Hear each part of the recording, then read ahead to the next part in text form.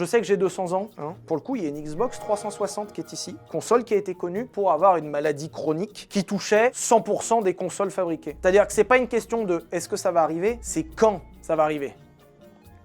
C'est bien ça. Et elle marche encore. Combien de temps, je sais pas, mais elle marche encore. Et on en arrive au gros problème au sujet de cette vidéo, c'est qu'aujourd'hui, le groupe PSA, maintenant Stellantis, a créé sur le marché 3 à 5 millions de problèmes potentiels. On parle pas juste d'une petite panne qui peut atteindre certains trucs et c'est une maladie, on parle d'un truc à grande échelle. On parle d'un pourcentage non négligeable du parc automobile français qui peut tomber en panne tous les jours. C'est chiant, c'est très chiant. Face à ce problème qui était diagnostiqué dans les premières années de vie du moteur PureTech, le groupe PSA réagit mal. Ce qui s'est passé, c'est que quand Peugeot et Citroën ont commencé à voir revenir des moteurs PureTech, ils ont commencé à capter qu'il y avait peut-être un petit souci. Sauf que quand t'es une entreprise et que tu vends des trucs qui marchent pas, il y a un truc qui existe qui s'appelle la garantie. Sauf que le problème avec les garanties, c'est que si t'es pas suffisamment préparé, tu peux couler une boîte là-dessus. Et quand PSA a commencé à voir revenir un nombre important, puis très important de moteurs, ils ont fait l'autruche. Si tu vois pas le problème n'existe pas.